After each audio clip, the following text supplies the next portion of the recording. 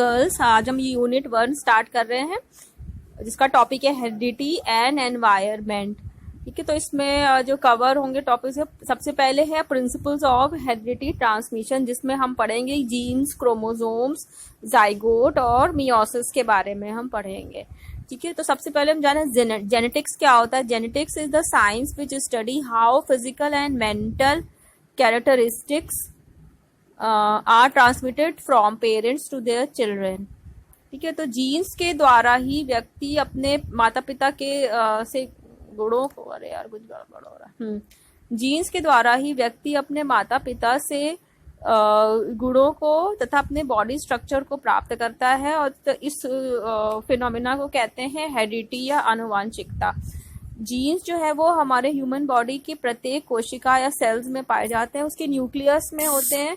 Nucleus में एक structure होता है जिसको कहते हैं क्रोमोसोम्स, अभी हम डिटेल में बात करेंगे। तो ये जीन्स जो है वो उसी क्रोमोसोम्स में ही उपस्थित होते हैं, उसके एक पर्टिकुलर स्थान पे, और ये जीन्स ही हमारे कैरेक्टरिस्टिक्स को पीढ़ी दर पीढ़ी ट्रांसमिशन के लिए उत्तरदायी होते हैं। तो सबसे पहले हम समझेंगे कि व्हाट इज क्रोमोसोम्स। क्रोमोसोम्स क्या होता है। क्रोमोसोम ह्यूमन सेल्स के न्यूक्लियस में पाया जाता है, और ह्यूमन सेल में जो है वो 23 पेयर ऑफ क्रोमोसोम्स होते हैं, यानी टोटल 46 होते हैं। और इसमें से 46 में 23 क्रोमोसोम्स हमको अपने मदर से प्राप्त होते हैं, और आधे 23 पेयर है अपने फादर से। द कंसेप्शन के टाइम में जब स्पर्म सेल्स जो होते हैं जिनको फादर से तथा ओवम मदर से उनका फर्टिलाइजेशन होता है, उसके पश्चात जो जाइगोट बनता है उसमें 46 क्रोमोसोम्स होते हैं।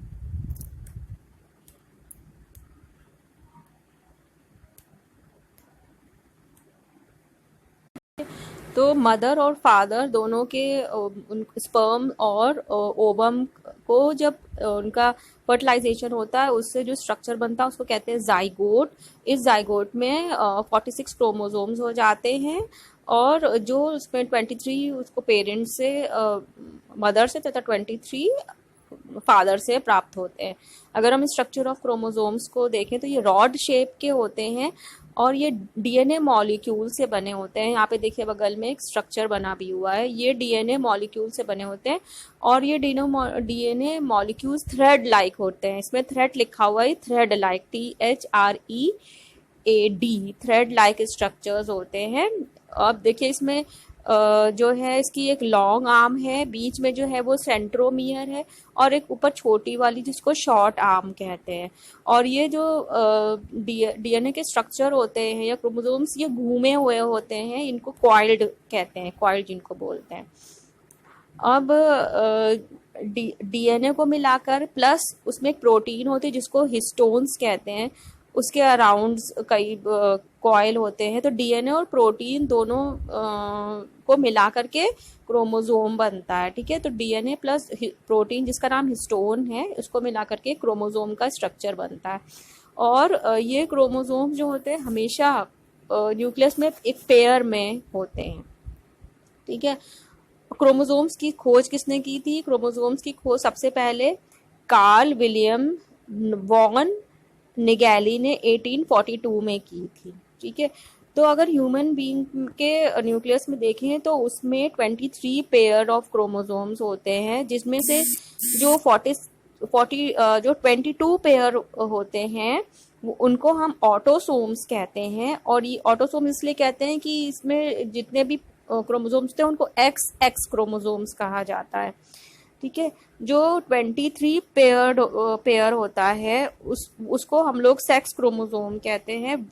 उसमें या तो XX क्रोमोसोम होता है या XY क्रोमोसोम होता है। ठीक है, तो केवल जो 22 पेयर होते हैं वो सिमिलर होते हैं, जिनको ऑटोसोम्स कहते हैं, जिसमें XX क्रोमोसोम्स होते हैं। लेकिन जो लास्ट वाला होता है पेयर, जिसको 23rd पेयर कहते हैं, उसमें या तो XX क्रोमोसोम होगा अगर तो उस गर्ल होती है, और XY क्रोमोसोम होता है तो एक बॉय होता है, बॉय बॉर्न होता है। ठीक है, नेक्स्ट जो फादर का जो स्पर्म होता है उसमें X और Y क्रोमोसोम्स पाए जाते हैं, और जो मदर की ओवम होता है उसमें XX क्रोमोसोम्स पाए जाते हैं। ठीक है, तो इसमें स्ट्रक्चर देखिए, तो अब बॉय होगा या गर्ल ये डिपेंड करता है कि फादर का एक्स क्रोमोसोम्स जो है वो मदर के एक्स क्रोमोसोम से फर्टाइल हो रहा है या वाई क्रोमोसोम हो रहा है वो एक्स क्रोमोसोम से फर्टाइल हो रहा है, ठीक है।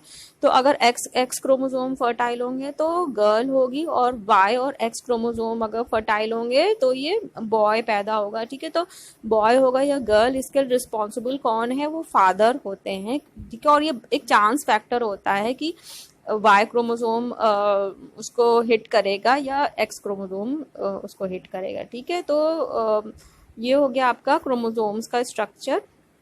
इसके बाद आते हैं जीन्स। जीन्स भी बहुत इंपॉर्टेंट होते हैं। ये अगर आप देखें ये क्रोमोसोम्स में ये जो हैं छोटे छोटे डॉट डॉट हैं, ये जीन्स ही होते हैं और क्रोमोसोम्स में ये पाए जाते हैं, और ये भी पेयर में ही होते हैं। जैसे क्रोमोसोम्स ही पेयर में पाए जाते हैं तो ये जीन्स भी क्रोमोसोम्स में पाए जाते हैं, और ये डीएनए के बना होता है, और ये डीएनए बनाता है, और ये डीएनए ही डिटरमिन करता है कि उस जीन्स का क्या फंक्शन होगा, ठीक है। तो क्रोमोसोम्स के क्रोमोसोम में एक स्ट्रक्चर होता है क्रोमोनीमेटो, तो उसमें पाए जाते हैं जीन्स, उसी में लगे होते हैं, ठीक। और जीन्स शब्द का सबसे पहले जो इस्तेमाल किया था वो जॉनसन ने किया था 1909 में, ठीक है। तो जीन्स का सब इम्पोर्टेंस क्या होती है, जीन्स ही जो होते हैं हमारी हेरिडिटी फैक्टर्स या आनुवांशिकता की मूलभूत इकाई होते हैं या बेसिक यूनिट होते हैं। जो भी हमारे किसी भी व्यक्ति का जो बालों का रंग है, उसके जो भी कैरेक्टरिस्टिक्स हैं, उसकी जो बुद्धि है, पर्सनालिटी है, बहुत सारी चीज़ें जो उसके कैरेक्टरिस्टिक्स हैं, फिजिकल कैरेक्टरिस्टिक्स और मेंटल कैरेक्टरिस्टिक्स, और इसके अलावा बहुत सारी जो बीमारियां भी होती हैं वो भी इन जीन्स के द्वारा ही निर्धारित होती हैं, ठीक है। तो ये जिस तरह से जीन्स उपस्थित होते हैं क्रोमोसोम्स में, वो एक जीन किसी एक कैरेक्टरिस्टिक के लिए रिस्पॉन्सिबल हो सकता है, ठीक है। तो इसको हम जीन्स को हम बोलेंगे अंतिम इकाई के रूप में हम देख सकते हैं, जो किसी लक्षण या किसी कैरेक्टरिस्टिक्स की आनुवंशिकता या हेरिडिटी को डिटरमिन करता है, ठीक है। और अगर इसको दूसरी तरह से डिफाइन करें तो जीन्स जो है वो डीएनए के छोटे से छोटा एक खंड होता है या यूनिट होती है, जिसमें हेरिडिटी कोड या आनुवंशिक कोड इन्वॉल्व रहता है, ठीक है। और इसमें प्रोटीन के भी गुण होते हैं, और ऐसा नहीं है कि जीन्स जो है वो कभी एनवायरनमेंट से भी इफेक्टेड हो जाते हैं, ठीक है। जीन्स जो है वो क्रोमोसोम्स में एक खास जगह पे उनकी लोकेशन होती है, ठीक है। और ये जीन्स जो है किसी खास गुण को ही रिप्रेजेंट करते हैं, ठीक है। तो जहाँ पे ये लोकेटेड होते हैं उसको लोकाई कहते हैं, जहाँ पे उनकी उपस्थिति होती है उसका लोकेशन क्या है, ठीक है। तो होमोलोगस क्रोमोसोम्स आपने नाम सुना होगा। होमोलोगस क्रोमोसोम्स वे पेयर होते हैं जो उनकी लेंथ जो है वो सिमिलर होती है। जैसा कि आप जानते हैं कि क्रोमोसोम्स हमेशा पेयर में पाए जाते हैं, तो अगर पेयर में दोनों ही क्रोमोसोम्स के जो स्ट्रक्चर होते हैं अगर वो सिमिलर होते हैं लेंथ वगैरह में, तो उनको होमोलोगस क्रोमोसोम्स कहते हैं, ठीक है। तो हमको एक क्रोमोसोम्स एक फादर से प्राप्त होता है, एक मदर से इनहेरिट होता है। जैसे यहाँ पे एक चित्र बना हुआ है, तो अगर मदर और फादर दोनों के जो क्रोमोसोम को प्राप्त हुए हैं अगर वो सिमिलर होते हैं, ठीक है, तो उनको हम होमोलोगस क्रोमोसोम्स कहते हैं, ठीक है। और यहाँ पे देखिए जो एक और जो पतली पतली उसकी स्ट्रिंग्स है उसको सिस्टर क्रोमेटाइड्स बोला है, सिंगल जो उसके वो है, ठीक है। तो दोनों अगर सिमिलर हैं तो इसको हम होमोलोगस क्रोमोसोम्स कहते हैं, ठीक है। अगर जीन्स की संख्या अगर हम देखें तो एक क्रोमोसोम्स में हजारों या सैकड़ों की संख्या में क्रोमोसोम्स उपस्थित होते हैं, ठीक है। और होमोलोगस जीन्स क्या होते हैं? होमोलोगस का अर्थ आप लोग जानते हैं सेम या सिमिलर। तो होमोलोगस एलिलीज हम इस तरह से कहते हैं कि जो सेम ट्रेट को रिप्रेजेंट करता है, ठीक है। तो एलिलीज क्या है कि क्रोमोसोम्स आर द हाँ, होमोलोगस एलिलीज क्या होते हैं? Homologous alleles are those alleles that inhibits these homologous loci, ठीक है। तो एलीलीज क्या है? एलीलीज किसी जीन्स के एक या उसके अधिक संभावित रूप को कहते हैं जो क्रोमोसोम में एक ही स्थान पर पाए जाते हैं। One of the two or more possible forms of genes that are found at the same place on a chromosome, इसको हम एलीलीज कहते हैं। ठीक, जब दोनों जीन्स हमारे आइडेंटिकल होते हैं तो वो ट्रेट या कोई गुण जो है निश्चित रूप से उस ऑर्गेनिज्म में दिखाई देगा। फॉर एग्जाम्पल, अगर दोनों जीन्स जो हैं वो हकलाने वाले, स्टैमर करने वाले हैं, तो बालक भी हकलाने वाला या स्टैमर करने वाला पैदा होगा। ठीक है, जब एक लोकेशन में दोनों जीन्स असमान हो, मतलब डिसिमिलर हो, तो ये एलीलीज इनको कहलाते हैं। फॉर एग्जाम्पल, अगर एक जीन्स हकलाने वाला है और दूसरा नॉर्मल बातचीत करने वाला है, ठीक है, तो उसपे कौन सा गुण बालक में दिखाई देगा वो डिपेंड करता है कि कौन सा जीन्स डोमिनेंट है।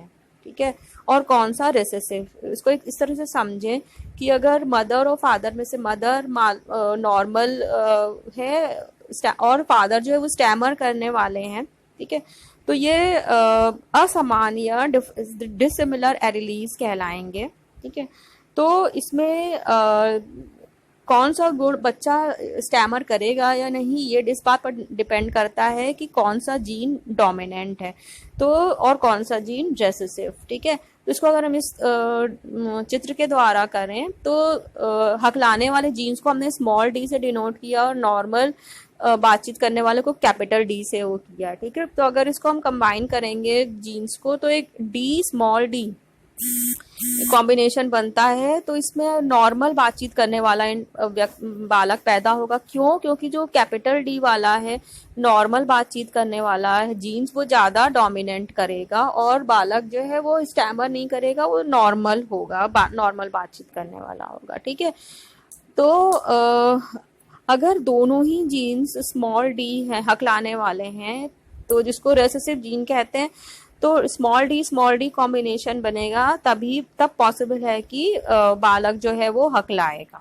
ठीक है, और कैपिटल डी और स्मॉल डी में ऐसा हो सकता है कि वो मतलब नॉर्मल बातचीत करने वाला हो, लेकिन स्मॉल डी जो है उसमें कैरेक्टरिस्टिक जो है हकलाने वाला, वो कैरियर की तरह से वो उसमें उपस्थित होता है और वो किसी जनरेशन में वो उसकी ये लक्षण दिखाई दे सकते हैं। ठीक है, इसी तरह से देखिए साइड में मैंने सिकल सेल एनीमिया का एक बनाया है। तो इसमें जो अगर मदर की जो है फॉर एग्जांपल नॉर्मल है, उसको कैपिटल डी से वो किया है एलीली, और जो ये जो सिकल सेल की है वो स्मॉल डी से हमने डिनोट किया है एलीली। ठीक है, तो इसके बहुत सारे कॉम्बिनेशन बन सकते हैं और ये कॉम्बिनेशन को हमने जीनोटाइप बोला है। जीनोटाइप मतलब उसके कौन से टोटल स्ट्रक्चर ऑफ जीन्स को हमने बोला। ठीक है, तो किस तरह का जीनोटाइप बनेगा? कैपिटल डी बन सकता है, कैपिटल डी स्मॉल डी बन सकता है, स्मॉल डी कैपिटल डी, और स्मॉल डी बन सकता है। ठीक है, तो ये आपका जीनोटाइप है, ये उसके स्ट्रक्चर में उपस्थित है, एक टोटल स्ट्रक्चर में। ठीक है, और कौन सा लक्षण दिखाई देगा उसको हम बोलेंगे फिनोटाइप। तो अगर वो कैपिटल डी आएगा तो वो उसको सिकल सेल एनीमिया नहीं होगा।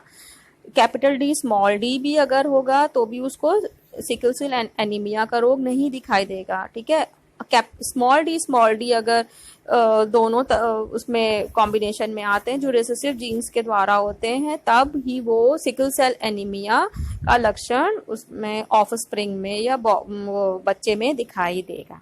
ठीक है, तो होमोजाइगस जीन्स उसमें कौन कौन से हुए? कैपिटल डी स्मॉल डी मतलब कि दोनों ही सेम है। और हेटेरोजाइगस जीन क्या हुआ? कैपिटल डी स्मॉल डी या स्मॉल डी कैपिटल डी, ये दोनों जीन्स इसमें डिफरेंट हैं, इसीलिए इसको हेटेरोजाइगस जीन बोला है। ठीक है, तो ये टोटल हमारा क्रोमोसोम्स और जीन्स के बारे में हो गया। अब हम लोग नेक्स्ट टॉपिक पे आते हैं, व्हाट इज जाइगोट। जाइगोट आप लोग क्या होते हैं? जाइगोट एक सेल होता है, सिंगल सेल होता है। वो कैसे फॉर्म होता है? वो फर्टिलाइजेशन के द्वारा होता है, जो fertilisation event between two gametes और सेक्स सेल्स। ठीक है, गैमीट या सेक्स सेल कहा जाता है। तो जाइगोट का जीनोम क्या है? जाइगोट का जीनोम यह है, it is a combination of the DNA in each gamete and contains all of the genetic information necessary to form a new individual. ठीक है, मतलब कि जाइगोट में एक टोटल ऐसा कंटेंट रहता है जिससे एक न्यू बेबी बन सकता है, डेवलप हो सकता है। जाइगोट जो होता है वो अर्लीस्ट डेवलपमेंटल स्टेज होती है, सबसे फर्स्ट स्टेज होती है जाइगोट की। ठीक है, तो जाइगोट कैसे फॉर्म होता है? जब एग सेल या जिसको ओवम बोलते हैं मदर की तरफ से जो होता है, और स्पर्म जो फादर की तरफ से होते हैं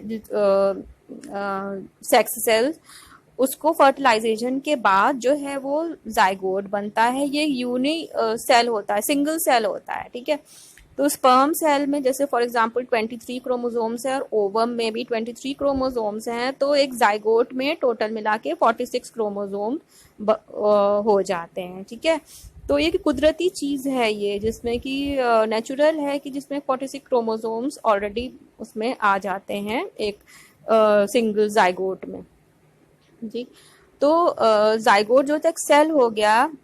अब इस जाइगोट में हाँ, अब सिंगल सेल से कैसे एम्ब्रियो बनता है और कैसे एक ह्यूमन बीइंग डेवलप होता है, तो ये जो है जाइगोट का जो वो होता है सेल डिवीजन होता है, माइटोसिस के द्वारा होता है। ठीक है, माइटोसिस याद रखना, माइटोसिस के द्वारा होता है।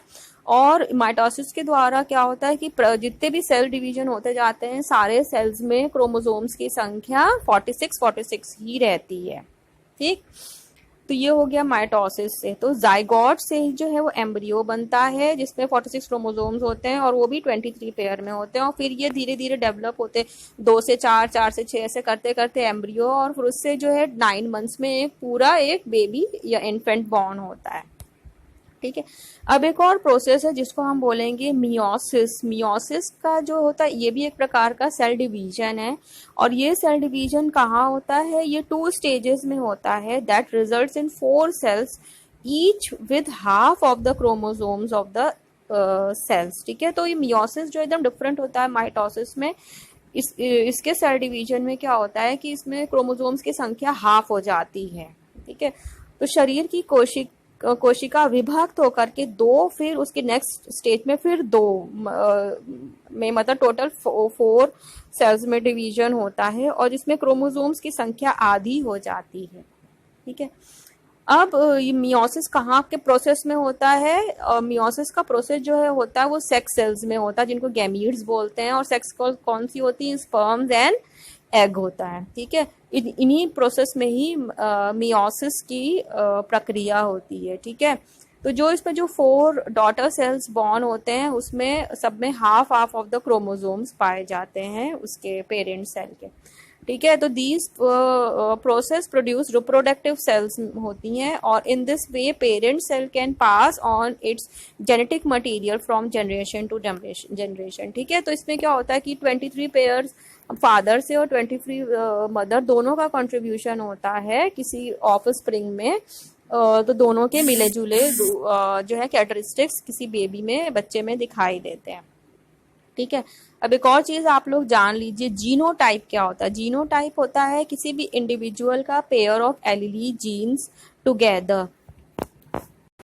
ठीक है, तो इन सेल्स को हम सेक्स सेल्स कहते हैं, जो जिसमें स्पर्म्स जो होते हैं वो मेल्स में, और एग्स जो है वो ओवम या फीमेल्स में होती हैं। ठीक है, अब ये इसमें जो मियोसिस में जो 4 डॉटर सेल्स बनती हैं उसमें हमें जो है वो उसमें हाफ ऑफ द क्रोमोसोम्स होता है पेरेंट्स से। ठीक है, अब इससे जो है रिप्रोडक्टिव सेल्स डेवलप होती हैं, और इससे जो है पेरेंट्स जेनेटिक मटेरियल्स जो है वो generation to generation pass on करते हैं, जिसमें मदर और फादर दोनों के ही कैरेक्टरिस्टिक्स जो है इसमें पास ऑन होते रहते हैं। ठीक, अब आया जीनोटाइप। जीनोटाइप क्या है? जीनोटाइप किसी भी इंडिविजुअल का वो पेयर ऑफ एलीली जीन्स होते हैं जो टुगेदर एक साथ कंबाइन होकर के बनते हैं। ठीक है, जैसे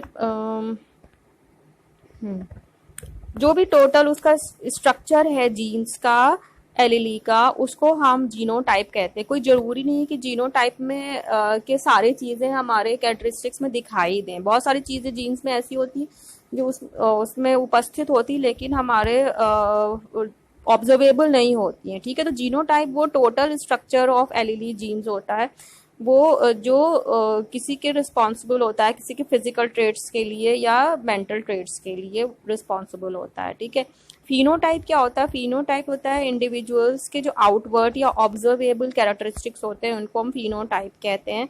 जैसे किसी के आंखों का रंग है, बालों का रंग है, उसके स्किन का कलर है, ये सब जो है वो उसके फिनोटाइप को कहलाते हैं, जो ऑब्जर्वेबल कैरेक्टरिस्टिक्स होते हैं। ठीक है, और फिनोटाइप जो है वो डिटरमिन होते हैं, हमारे जीनोटाइप से ही डिटरमिन होते हैं।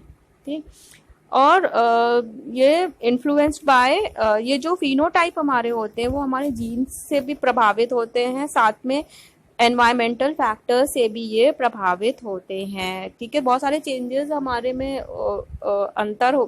आ जाते हैं जो उसमें एनवायरमेंटल फैक्टर्स के द्वारा भी ये संभव है। ठीक है, तो इसीलिए जो हमारा फिनोटाइप में जो है वो दोनों का इंटरेक्शन होता है, इसमें जीन्स और एनवायरमेंट दोनों ही शामिल है। अगर हम दूसरी तरह से इसको देखें तो जीनोटाइप क्या है? हमारा एंटायर जेनेटिक मेकअप होता है, उसको हम जीनोटाइप कहते हैं। ठीक है, और उसमें बहुत सारे different of combination of genes होते हैं, और जिसमें बहुत सारे स्पेसिफिक कैरेक्टरिस्टिक्स या ट्रेड्स शामिल होते हैं। ठीक है, तो ऐसा संभव है कि जीनोटाइप में कुछ मेंटल बीमारियों की के जीन्स हों जीनोटाइप में, लेकिन वो फिनोटाइप में नहीं आते, वो ऑब्जर्वेबल नहीं हो, कोई जरूरी नहीं हो।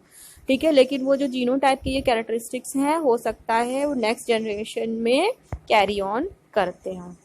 ठीक, नेक्स्ट आया method of studying heredity influences की। हेरिडिटी इन्फ्लुएंसेस हम कैसे स्टडी करते हैं? तो बहुत सारे मेथड्स हैं आपके कोर्स में। जो है सबसे पहले है सेलेक्टिव ब्रीडिंग, जिसको हम चयनात्मक प्रजनन मेथड में विधि कहते हैं। ठीक है, तो इसमें क्या होता है, ये एक्सट्रीम कैरेक्टरिस्टिक्स वाले एनिमल्स की ब्रीडिंग कई पीढ़ी तक कराई जाती है। और ये जो मेथड है सेलेक्टिव ब्रीडिंग का, ये प्लांट्स में भी हो सकता है, एनिमल्स में भी हो सकता है, और ह्यूमन बींग्स में भी आजकल संभव है।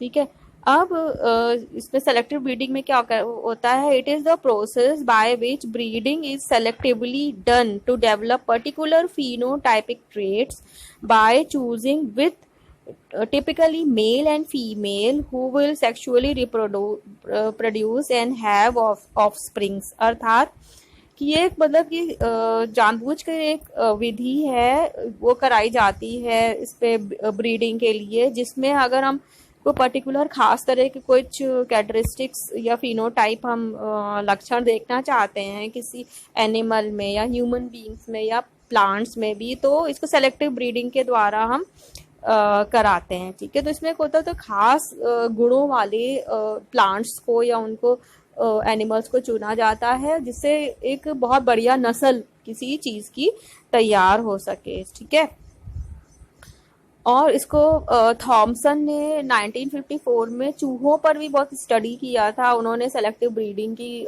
कई पीढ़ियों तक उन्होंने वो लिए थे, एक्सट्रीम वाले चूहे लिए थे जो बहुत तेज दौड़ते थे, दूसरे एक्सट्रीम में जो बहुत डल चूहे थे उसका उन्होंने ब्रीडिंग, क्रॉस ब्रीडिंग कराई थी, और फिर उसका जो पूरा उसमें उन्होंने बहुत सारे अच्छे रिजल्ट्स प्राप्त किए थे। ठीक है, अब मनुष्य, पशुओं या पेड़ पौधों का भी उसमें प्रजनन कराया जाता है, जिसमें हम उसके होने वाले ऑफस्प्रिंग में कुछ खास तरह के गुणों की प्राप्ति हो सके। ठीक है, तो एक तरह से आर्टिफिशियल या कृत्रिम रूप से इसकी नस्ल उत्पन्न होती है। जैसे मेंडल ने, आपको याद होगा, आपने पढ़ा होगा, कुछ मटर के पौधों में ये प्रोसेस की थी जिससे कुछ अच्छी नस्ल की चीजें प्राप्त हो सके। ठीक है, आपने देखा होगा कि प्लांट्स में कुछ जो फ्लावर्स होते हैं या कुछ होते हैं, उसमें बहुत सुंदर सुंदर तरीके के जो फ्लावर्स डेवलप करते हैं, वो भी जो है सेलेक्टिव ब्रीडिंग के थ्रू हो सकता है। या एनिमल्स में भी, जिससे गाय जो है वो या अच्छी नस्ल की गाय हो या कुछ हो, तो उसमें जो है सेलेक्टिव ब्रीडिंग द्वारा अच्छे पेरेंट्स को जो मतलब होते हैं उनको ले करके ब्रीडिंग कराई जाती है। ठीक है, तो इसका बहुत इसके लाभ हैं, उसमें उसकी फसल अच्छी हो सकती है, और एनिमल्स जो है हमारे लिए प्रोडक्टिव एनिमल्स जो है वो प्राप्त हो सकते हैं। ठीक, लेकिन उसका नेगेटिव इफेक्ट्स भी हैं। उसमें जो नेचुरल रिप्रोडक्शन नहीं होता है, और उसमें कभी कभी ये भी होता है कि उसमें जीवन जो लाइफ स्पैन होता है वो उनमें कम होता है। ठीक है, उसके बाद आया फैमिली स्टडीज। फैमिली स्टडीज भी हेरिडिटी फैक्टर्स किस तरह से प्रभावित करते हैं, तो उसके लिए भी फैमिली स्टडीज को भी बहुत लिया जाता है।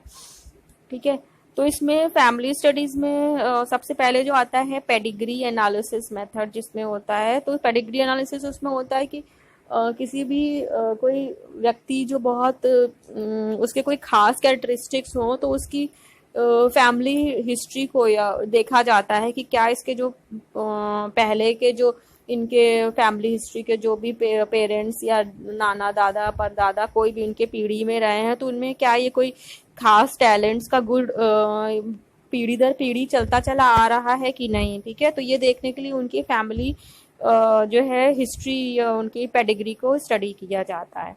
उसके बाद एक है कंसैंग्विनिटी स्टडी मेथड, जिसको होते सगोत्रता अध्ययन विधि। इसमें यह देखा जाता है कि जो सेम ब्लड के जो एनिमल्स होते हैं या सेम ब्लड के जो ह्यूमन बीइंग्स होते हैं, तो उसमें क्या खास खास गुण मिलते जुलते हैं एज कंपेयर टू जो सेम ब्लड के नहीं होते हैं। ठीक है, जैसे फॉर एग्जांपल हम लोग देखते होंगे जो हमारे बहुत क्लोज हमारे जो ब्लड रिलेशन के होते हैं, उसमें हमारे कैरेक्टरिस्टिक ज्यादा मिलते हैं। जैसे फॉर एग्जांपल एक फादर का गुण जो है उसके बेटे में आ सकता है, या फादर का गुण उसकी बेटी में, मदर का उसमें। ठीक है, क्योंकि ये लोग इनका ब्लड रिलेशन बहुत क्लोज होता है। ठीक है, और इस जो क्लोज रिलेशन में नहीं होते हैं उनमें कोई कैरेक्टरिस्टिक्स जो है वो सिमिलर नहीं होते, उसमें बहुत सारी डिसिमिलैरिटीज होती है। ठीक है, तो ये स्टडीज जो है वो हेरिडिटी कैरेक्टरिस्टिक्स को भी एक तरह से शो करती है, उसके इम्पोर्टेंस को दिखाती हैं। गोडार्ड एक साइंटिस्ट थे, उन्होंने 1912 में एक स्टडी की थी जो हेरिडिटी फैक्टर्स के इम्पोर्टेंस को बताती है। उन्होंने बताया था कि एक सैनिक था जिसने एक मेंटल रिटार्डेड लड़की के साथ शादी की थी, और फिर उन्होंने उस रिजल्ट्स में देखा कि कई उसके वंशज जो है वो उनमें ये मेंटल रिटार्डेशन का भी लक्षण आ गया था। वो उसमें क्रिमिनल भी थे बहुत सारे, वो अल्कोहलिक भी थे। ठीक है, तो ये उन्होंने ये दर्शाता है कि जो हेरिडिटी फैक्टर जो है इम्पोर्टेंट होता है, क्योंकि उसने मेंटल रिटार्डेड लड़की से शादी की, तो उसके बहुत सारे जनरेशन में ये सिम्टम्स दिखाई दे। ठीक है, जब उसी सैनिक ने एक नॉर्मल लड़की के साथ शादी की थी, तो उसके जो पीढ़ियां हुई थी वो भी उनमें नॉर्मल कैरेक्टरिस्टिक्स दिखाई दिए थे। ठीक है, तो ये सारी जो स्टडीज है वो कंफर्म करती हैं कि हेरिडिटी बेस जो है बहुत इंपॉर्टेंट होता है किसी की पर्सनालिटी के लिए, इंटेलिजेंस के लिए, या बहुत सारे कैरेक्टरिस्टिक्स के लिए बहुत इंपॉर्टेंट होता है। उसके बाद बहुत सारी स्टडीज जो होती है ट्विन स्टडीज, ट्विन्स के ऊपर की जाती हैं, उनको बोलते हैं ट्विन स्टडीज। तो इसमें आइडेंटिकल ट्विन्स भी होते उनके ऊपर स्टडी, और फ्रेटर्नल ट्विन्स के ऊपर बहुत सारी स्टडीज होती हैं, प्लस साथ में जो एडॉप्शन मेथड होता है उनके ऊपर भी बहुत सारी स्टडीज होती हैं। एडॉप्शन मेथड में क्या होता है, जो गोद लिए हुए बच्चे होते हैं, मतलब उनके कुछ बच्चे ऐसे होते हैं जिनके बायोलॉजिकल पेरेंट्स नहीं होते हैं, उनकी पालन पोषण जो है वो उन गोद लिए हुए गोद लिए हुए पेरेंट्स के द्वारा होता है। ठीक है, तो बहुत सारी स्टडीज हुई हैं, वो भी दिखाती हैं कि बायोलॉजिकल पेरेंट्स से उन बच्चों का कैरेक्टरिस्टिक्स ज्यादा मिलते हैं, चाहे वो रोगों में हो, कुछ बिहेवियर में हो, एडॉप्टेड पेरेंट्स से। ठीक है, अब हम एक और नेक्स्ट टॉपिक पे आते हैं कि estimation of contribution of gene and environment, मतलब कि कौन सा ज्यादा इंपॉर्टेंट है, जीन्स ज्यादा इंपॉर्टेंट मतलब हमारी हेरिडिटी ज्यादा इंपॉर्टेंट है कि हमारा एनवायरनमेंट ज्यादा इंपॉर्टेंट है। ठीक है, तो बहुत सारी स्टडीज ये शो करती हैं interaction of heredity and environment, इसको हम कह सकते हैं। अब हमारा बिहेवियर, कोई भी हमारा बिहेवियर कैरेक्टरिस्टिक्स जो है हेरिडिटी से भी डिटर्मिन होते हैं और एनवायरनमेंट से भी डिटर्मिन होते हैं, तो हम इसलिए कह सकते हैं कि दोनों का इंटरेक्शन बहुत इंपॉर्टेंट होता है। हेरिडिटी जो है किसी व्यक्ति के लिए एक बायोलॉजिकल बाउंड्री का निर्माण कर लेता है, और एनवायरनमेंट के जो फैक्टर्स होते हैं उस बाउंड्री के भीतर ही डिफरेंट ट्रेट्स का या गुणों का निर्माण करते हैं। ठीक है, तो हमारा बिहेवियर जो है, हमारे ट्रेट्स है, वो हेरिडिटी और एनवायरनमेंट दोनों के मल्टीप्लिकेशन या इंटरैक्शन के द्वारा डिटरमिन होते हैं। और ना तो हमारा हेरिडिटी जीरो हो सकता है, ना तो हमारा एनवायरमेंट जीरो हो सकता है। ठीक है, इसलिए हमको दोनों के मल्टीप्लिकेशन में इम्पॉर्टेंट होता है। ठीक है, तो हेरिडिटी और एनवायरमेंट के इम्पोर्टेंस को दिखाने के लिए बहुत सारी स्टडीज हुई हैं। कुछ एनिमल्स पे एक्सपेरिमेंट्स हुए हैं, कुछ ह्यूमन बीइंग्स पे एक्सपेरिमेंट्स हुए हैं। ठीक है, जैसे एक ड्रोसोफिला एक वो होता है, कीड़ा होता है जिसको फ्रूट फ्लाई भी कहते हैं, इस पे स्टडी हुई है। और उसमें ये भी पाया गया कि ड्रोसोफिला में हेरिडिटी और एनवायरनमेंट दोनों का ही इंटरेक्शन इम्पॉर्टेंट होता है। ह्यूमन बीइंग्स पे भी बहुत सारी स्टडीज हुई हैं, जैसे ट्विन जुड़वा बच्चों पे या ट्विन स्टडीज पे और स्टडीज ऑफ फॉस्टर चिल्ड्रन पे हुई हैं। ठीक है, तो ट्विन स्टडीज चिल्ड्रन पे जो स्टडीज हुई हैं तो उसमें क्या कौन कौन सी स्टडी हैं, जैसे आइडेंटिकल ट्विंस और फ्रेटर्नल ट्विंस। आइडेंटिकल ट्विंस वो बच्चे होते हैं जिनके 100% हेरिडिटी सेम होता है, उनका जेंडर भी सेम होता है, और और वो एक ही जाइगोट के दो में स्प्लिट होने से बनते हैं। हमने आपको बताया था अभी क्लासरूम में। ठीक है, उनका टोटल जो हेरिडिटी सेम होती है। दूसरे जो फ्रेटर्नल ट्विंस होते हैं, फ्रेटर्नल ट्विंस वो होते हैं जो मतलब एक साथ बॉर्न होते हैं, लेकिन अलग अलग स्पर्म और ओवम के मिलने से उनका विकास होता है। ठीक है, तो फ्रेटर्नल ट्विंस जो है वो आपस में बिल्कुल उनका बहुत सारे कैरेक्टरिस्टिक्स आपस में नहीं मिलते हैं, और उनका जेंडर भी सेम कोई जरूरी नहीं है कि सेम हो। ठीक है, तो बहुत सारी स्टडीज जो होती हैं वो इस तरह से की जाती हैं कि आइडेंटिकल ट्विंस को अगर हम डिफरेंट एनवायरनमेंट्स में रखें तो उसका क्या प्रभाव पड़ेगा, अगर उनको सेम एनवायरनमेंट में रखें तो उसका क्या प्रभाव पड़ेगा। तो देखा गया कि बिहेवियर और उसकी पर्सनैलिटी में काफी कुछ सिमिलैरिटी होती है आइडेंटिकल ट्विंस में, और कुछ डिफरेंसेस भी आ सकते हैं। ठीक है, तो अगर हम जो आइडेंटिकल ट्विंस हैं, बहुत सारी स्टडीज ये शो करती है, अगर हम उनको डिफरेंट एनवायरनमेंट में भी रखेंगे तो उनके बिहेवियर में चेंजेस भी संभव हैं। ठीक है, तो बहुत कुछ स्टडीज ये शो करती हैं कि डिफरेंट एनवायरनमेंट्स में रखने पर जो है रिजल्ट उसके बुद्धि में, उसके इंटेलिजेंस में उसका प्रभाव पड़ता है, उसका मतलब एनवायरनमेंट का इफेक्ट भी पड़ता है। ठीक है, और लेकिन चाहे फिजिकल कैरेक्टरिस्टिक्स में चाहे वो सिमिलर हो, लेकिन अगर एनवायरनमेंट का इफेक्ट जो है उसके मानसिक क्षमताओं और योग्यताओं पर भी पड़ सकता है, जैसे न्यूकॉम्ब और फ्रीमैन ने बहुत सारी स्टडीज की हैं। ठीक है, और पर्सनैलिटी के भी बहुत सारे कैरेक्टरिस्टिक्स होते हैं जिसके लिए हेरिडिटी भी इम्पॉर्टेंट होता है, और कुछ कैरेक्टरिस्टिक्स में हमारा एनवायरनमेंट भी इम्पॉर्टेंट होता है। जैसे कि स्टडी की थी कि जो ट्विंस थी, आइडेंटिकल ट्विंस लड़कियां थी, एक का नाम था मैरी, एक का नाम था मेबल। तो उनका अगर अलग अलग वातावरण में उनको पाला पोसा गया, जैसे मैरी जो थी वो शहरी वातावरण में पली, और मेबल जो थी वो गांव के वातावरण में उसको पाला पोसा गया। बहुत सालों के बाद जब देखा गया, जब उनकी आईक्यू टेस्ट की गई, तो मेबल जो थी गांव में जो रही थी उसका बिलो एवरेज आईक्यू लेवल पाया गया, और जो मैरी जो शहरी वातावरण में रही थी उसका वातावरण बहुत अच्छा था, एनरिच था, तो उसका अबव एवरेज आईक्यू लेवल पाया गया। ठीक है, और उनके पर्सनालिटी कैरेक्टरिस्टिक्स भी काफी डिफरेंट थे एक दूसरे से। तो ये क्या शो करता है, ये शो करता है कि एनवायरनमेंट का भी प्रभाव पड़ता है। उसके बाद नेक्स्ट जो कुछ स्टडीज होती है वो फॉस्टर चिल्ड्रन पे। फॉस्टर चिल्ड्रन जिनको हम पोष्य बच्चों का अध्ययन कहते हैं। फॉस्टर चिल्ड्रन वो होते हैं जो क्या नाम से किसी अनाथालय में या किसी भी कारण से अपने पेरेंट्स से अलग रहते हैं। ठीक, तो फॉस्टर देखा गया है कि फॉस्टर चिल्ड्रन की जो बुद्धि है वो उनके बायोलॉजिकल पेरेंट्स से अधिक मिलती जुलती थी, तो ये हेरिडिटी का इफेक्ट ज्यादा दिखाता है।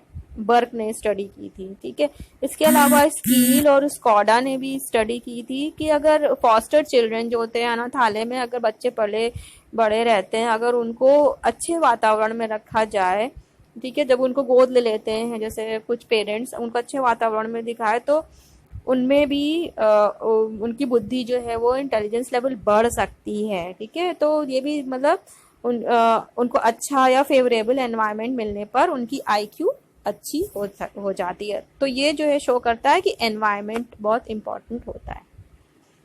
उसके बाद कुछ चीज़ें ऐसे मैचुरेशन एंड लर्निंग, उस पर भी हमने देखा है कि हेरिडिटी और एनवायरनमेंट का दोनों का प्रभाव पड़ता है। ठीक है, तो मैचुरेशन क्या होता है? मैचुरेशन एक खास समय या एज पर पहुंचने पर ही हमने देखा है कि कोई बच्चा वो बिहेवियर को कर पाते हैं, उससे पहले ही नहीं, तो ये मैचुरेशन होते हैं। फॉर एग्जाम्पल जो बच्चे हैं जैसे छोटे साल भर के अंदर ही मतलब वो चलते हैं, उनका मैचुरेशन हम ये करते हैं कि साल भर में वो चलने लगते हैं। ठीक है, तो अगर हम उससे ऐसा नहीं कोई बच्चा कि 6 या 5-6 महीने में चलने लगे। ठीक है, जब उसका मैचुरेशन लेवल होगा तभी वो उस काम को कर पाएगा। ठीक है, तो ये शो करता है कि हेरिडिटी का भी इफेक्ट अधिक होता है।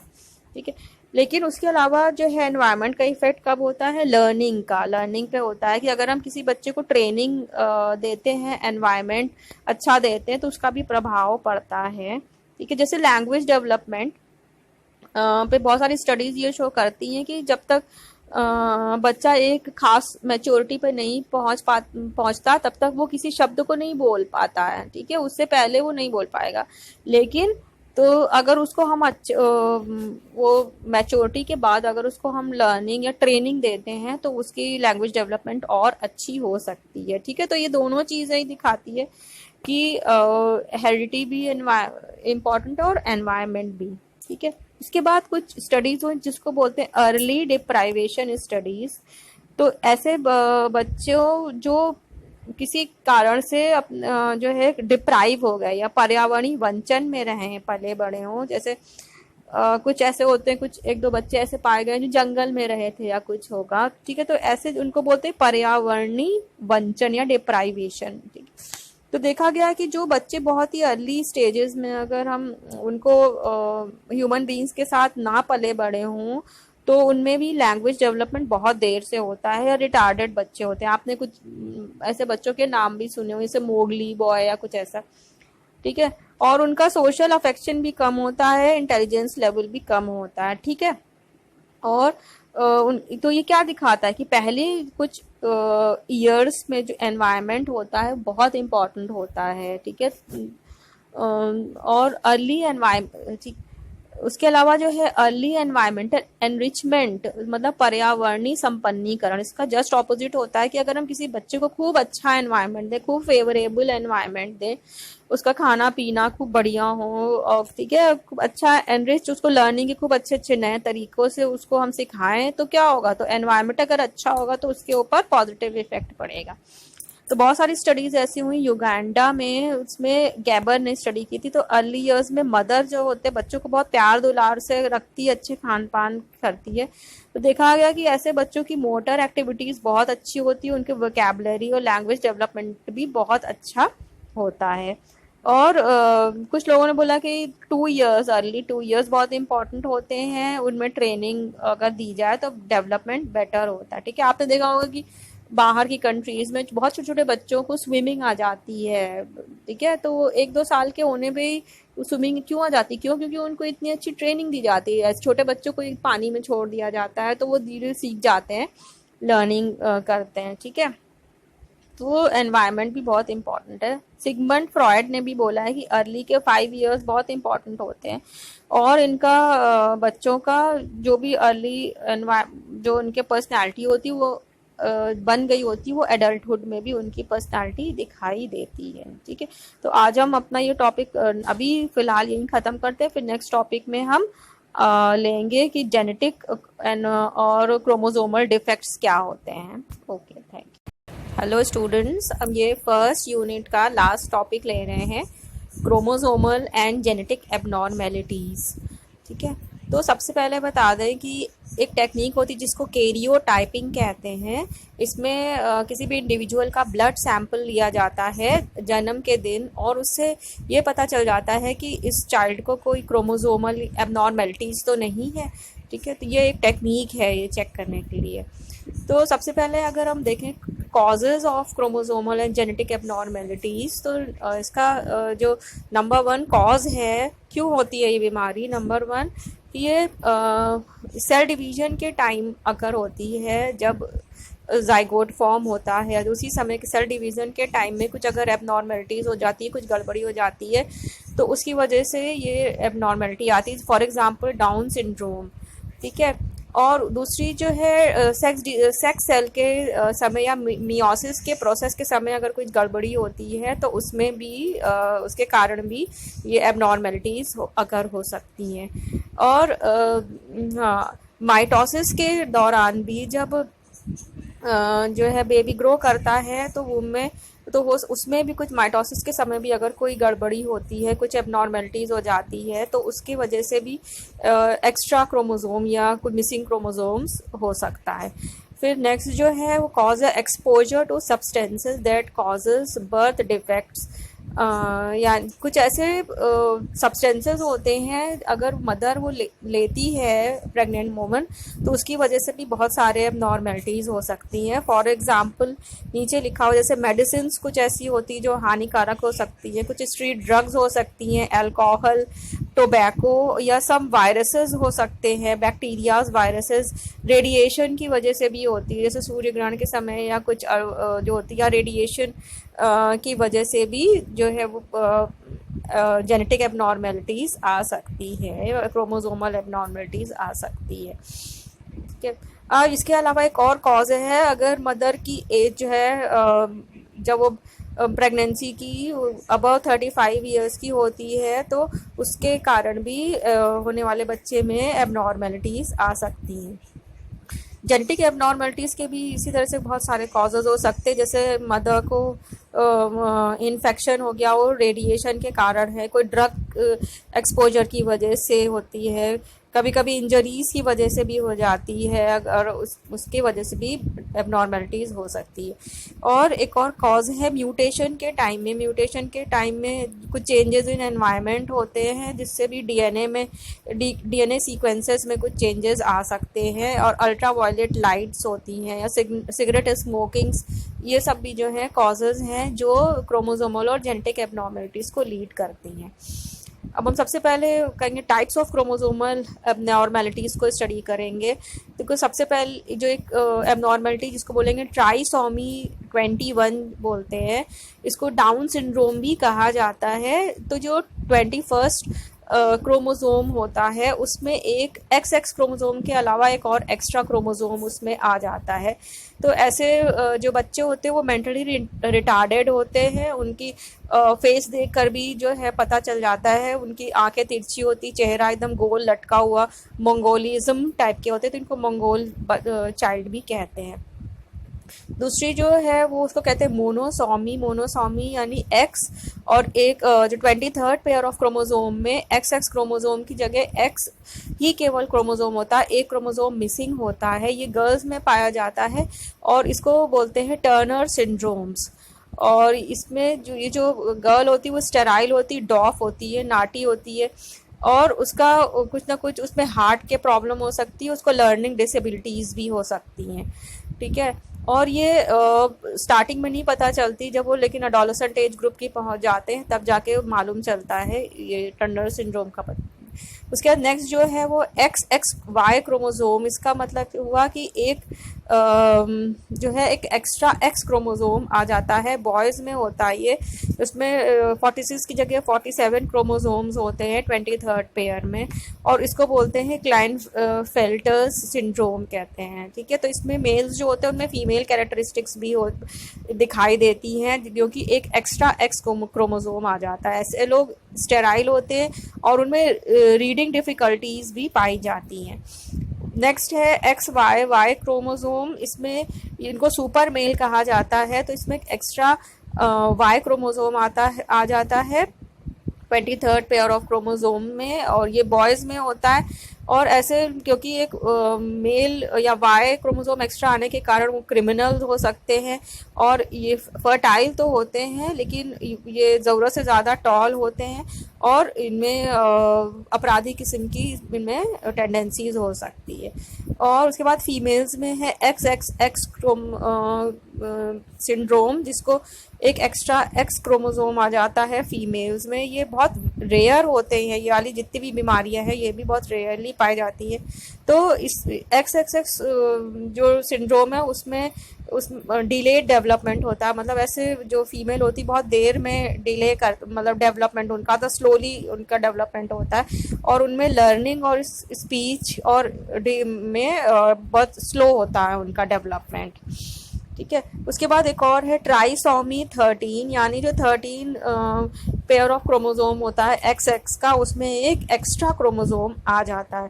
तो इसमें ये ऐसी कंडीशन होती है जिसमें बच्चे में इंटेलेक्चुअल डिसेबिलिटीज़ पाई जाती हैं, वो एबनॉर्मली होते हैं, उनका हेड भी कुछ एबनॉर्मली होता है, बर्थ डिफेक्ट्स होते हैं, और इंटेस्टाइनल ऑर्गन्स में भी डिफेक्ट्स पाए जाते हैं।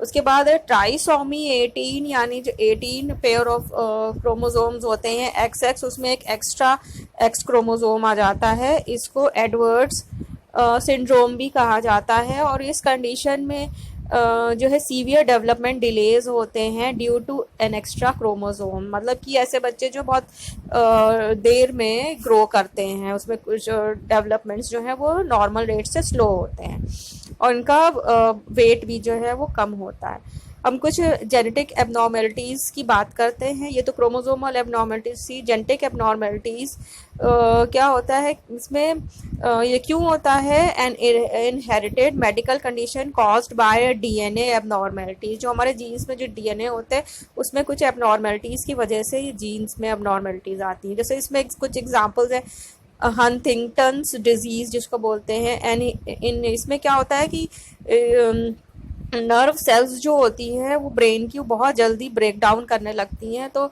बच्चा कोई भी इंडिविजुअल होता है वो उसमें बहुत जल्दी बुढ़ापा आ जाता है वो उसमें। ठीक है, और सेकंड जो है डंकेन मस्कुलर डिस्ट्रॉफी। इसमें इस डिसऑर्डर में क्या होता है कि प्रोग्रेसिव जो है उसके मसल्स जो है बहुत वीक होने लगते हैं, और ये टिपिकली बॉयज़ में पाया जाता है। नेक्स्ट जो है सिकल सेल एनीमिया। इसमें ऐसा डिसऑर्डर होता है जिसमें जो रेड ब्लड सेल्स होती हैं इंडिविजुअल की, वो एकदम सिकल कर जाती, सिकुड़ने लगती हैं और ब्रेक डाउन हो जाती हैं उसमें, तो उसमें खून की कमी हो जाती है, एनेमिक हो जाता है। नेक्स्ट है हीमोफीलिया। ये ऐसी कंडीशन होती है जिसमें ब्लड जो है वो क्लॉट नहीं होता है नॉर्मल। जैसे कोई जरा सा भी चोट लगती है तो उसमें हम लोग का थोड़ी देर बाद खून जो है जम जाता है, लेकिन हीमोफीलिया की डिजीज़ में इसमें जो है ब्लड क्लॉटिंग नहीं होती है और खून बहुत शीघ्रता से बहता जाता है। नेक्स्ट है थैलेसीमिया। थैलेसीमिया भी एक ब्लड डिसऑर्डर है। इसमें हाँ, जो ऑक्सीजन जो होती है उसका रेट जो है वो कम हो जाता है किसी ब्लड में। ठीक है, तो इसमें ऑक्सीजन जो है वो लो अमाउंट में पहुंचती है। नेक्स्ट है वो फ्रेजाइल एक्स सिंड्रोम। ये भी एक जो है इसमें बीमारी होती है जिसमें बहुत ही सीवियर इंटेलेक्चुअल डिसेबिलिटीज़ पाई जाती हैं। सिस्टिक फाइब्रोसिस, ये भी एक इनहेरिटेड लाइफ थ्रेटनिंग डिसऑर्डर है जो लंग्स और डाइजेस्टिव सिस्टम को डैमेज करता है। ठीक है, और सिकल सेल एनीमिया में भी था, जैसे कि दोनों पेरेंट्स, हमने पहले भी बताया था कि दोनों पेरेंट्स में अगर सिकल सेल एनीमिक की कंडीशन है तो चाइल्ड में भी ये होने की संभावना होती है। एक और डिजीज़ है जिसको एल्बिनिज्म बोलते हैं। आपने देखा हो कुछ लोगों के एकदम वाइट हो जाते हैं बाल, और चेहरा भी से एकदम वाइट हो जाता है, पूरा शरीर जो है या भवों के बाल भी जो है वो भी एकदम वाइट हो जाते हैं। ठीक है, तो उनमें पिगमेंटेशन की कमी हो जाती है। ये भी एक जेनेटिक डिसऑर्डर कहलाता है। ठीक है, तो पूरा लेकर के आज हमारा जो फर्स्ट यूनिट के सारे टॉपिक्स हम कंप्लीट करते हैं। Thank you.